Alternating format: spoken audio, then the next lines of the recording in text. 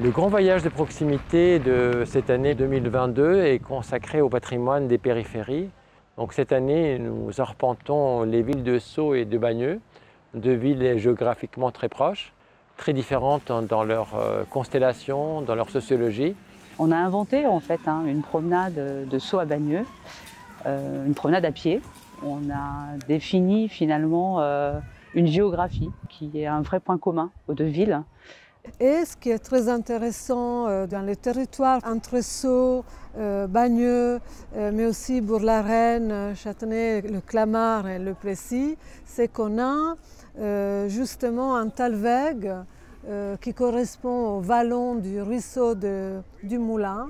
Ce grand ruisseau du Moulin qui se trouve en contrebas, l'emplacement des Blagis et des Coudrais, des Bas-Coudrais, est en fait un espace commun, un territoire commun à ces différentes communes de la périphérie. Cette géographie, elle est habitée. L'idée aujourd'hui, c'était finalement d'en comprendre les effets, les pérennités, les patrimoines. Et puis de voir comment les choses s'étaient installées, tout simplement. Avec qui, avec quels architectes, avec quelle population. Sceaux, c'est un musée, c'est un vrai musée en plein air, d'une période constructive, notamment sur le lotissement du parc de Sceaux, d'une période qui s'étend des années 30 aux années 60, et qui sont autant de petits manifestes aussi sur l'art de bâtir, des architectures et des architectes qui n'ont pas peur de s'emparer en fait de nouvelles techniques et de re-questionner aussi beaucoup de codes académiques ou traditionnels. Aujourd'hui, les questions de paysage, de patrimoine, de nature sont indissociables. Et le travail que je fais en tant que paysagiste tout court, en tant que paysagiste au Conseil de l'État, est bien de chercher à contribuer comme je le peux, à relier toutes ces choses-là dans une seule et unique, la notion de bien public. C'est le véritable patrimoine, c'est l'espace public. Donc ici même, nous sommes sur le terrain du futur lycée général de Bagneux. Et nous allons visiter aussi ce grand lycée Lacanal, dont aujourd'hui nous connaissons tous l'excellence, mais on ignore certainement que quand il a été construit il y a maintenant 140 ans, c'était un lycée innovant qui pensait ces questions d'hygiène, cette question des lumières, d'aération, qui pensait avant tout le bien-être de la jeunesse. Et donc ici, sur ce futur lycée de Bagneux, nous travaillons sur un projet qui s'appelle le lycée avant le lycée et qui vise par la même occasion de travailler sur cette question de bien-être. Comment on peut construire avec les jeunes d'aujourd'hui un lycée où on vit bien, où on se sent bien et où ce sont les enfants et les jeunes qui le construisent.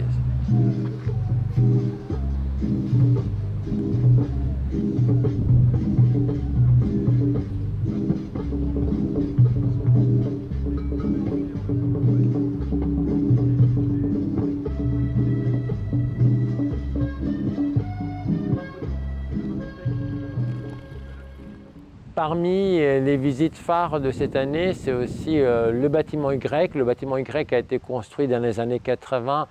Ce bâtiment était le siège de Thomson, de l'usine ici laboratoire qui travaillait sur les radars, sur des solutions militaires. Et c'est le seul bâtiment qui va rester sur cette colline. C'est un bâtiment remarquable, c'est aussi aujourd'hui la permanence du lycée avant le lycée. Et donc nous allons aussi le visiter avec des artistes pour voir comment est-ce qu'un bâtiment abandonné, qui va être en cours de réaffectation, peut trouver de nouveaux usages avec les artistes du spectacle vivant.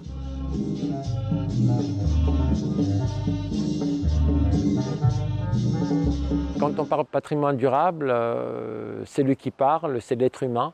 Aujourd'hui, l'humain est l'être le plus grand prédateur de l'humanité, c'est lui qui détruit les écosystèmes et qui détruit la biodiversité et qui, par le fait de trop construire, l'abîme. Donc le fait de venir symboliquement avec son corps, avec ce mouvement acrobatique, c'est peut-être une intervention plus douce, plus nomade, de dire qu'on n'a pas besoin de construire partout, que nous pouvons reconstruire, qu'avec le corps, nous pouvons réutiliser aussi des bâtiments existants, mais c'est aussi attirer le regard sur ce qui est plus important. Je pense le fait de voir des acrobates, des danseurs, des musiciens évoluer dans ces espaces qui sont parfois mal aimés, parce que ce sont des espaces de banlieue, qui sont des espaces abandonnés, désaffectés, amènent à un changement de regard.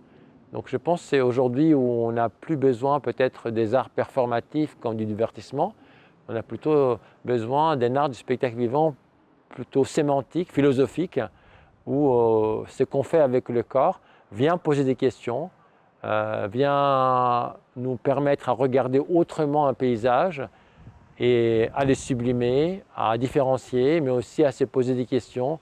Est-ce que ce sol est agréable? Est-ce que ce sol permet de marcher, de faire de l'acrobatie?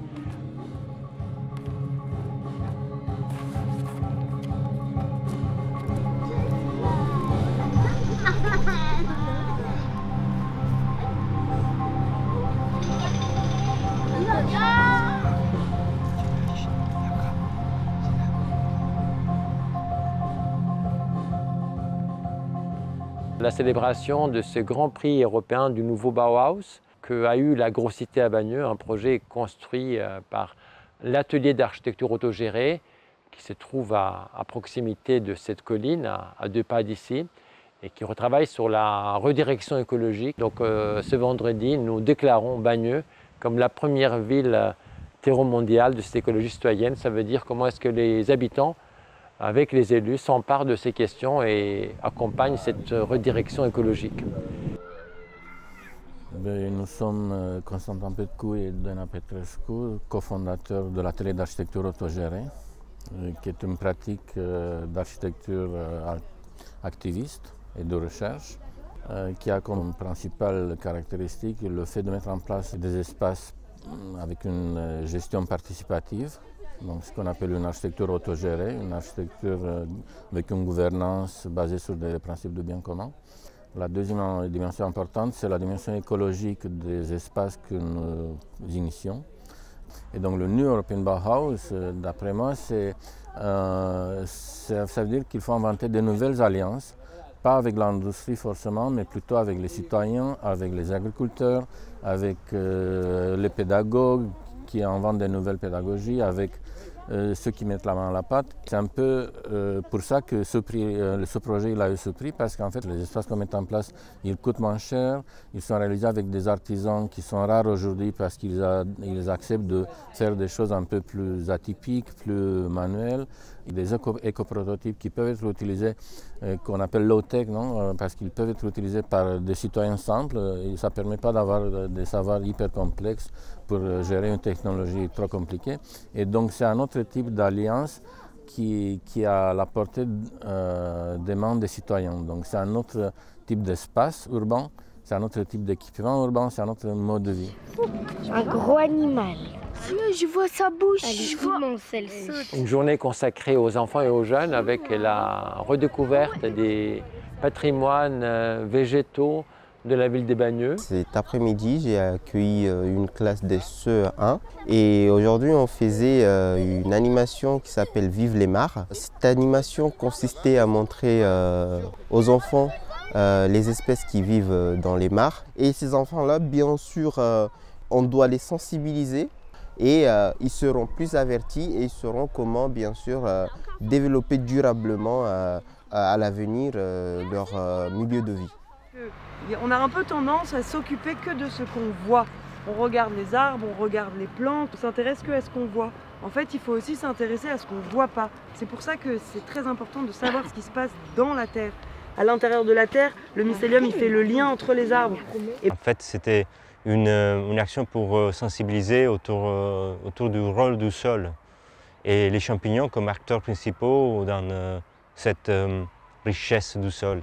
Et pour nous, c'était très important de travailler ici parce que c'est un espace très particulier, dans une gestion très libre, dans beaucoup d'espaces laissés en friche. Donc c'est une zone en forte biodiversité qu'on ne trouve pas beaucoup dans les villes autour de Paris. Donc cette question de parler du végétal est une question, je dirais, de première nécessité. Donc c'est peut-être pas trop tard de changer de paradigme et de se dire aujourd'hui ce qui va être plus important, comme on peut le voir au lycée La Canale, c'est d'abord de penser les espaces végétaux. C'est de nouveau revégétaliser tout ce qui était bitume. Ici, on avait un parking. Aujourd'hui, la nature commence à reprendre ses droits. Donc, c'est une question fondamentale sur laquelle la solution n'est pas simple, mais notre action artistique, citoyenne, politique doit mener vers ça.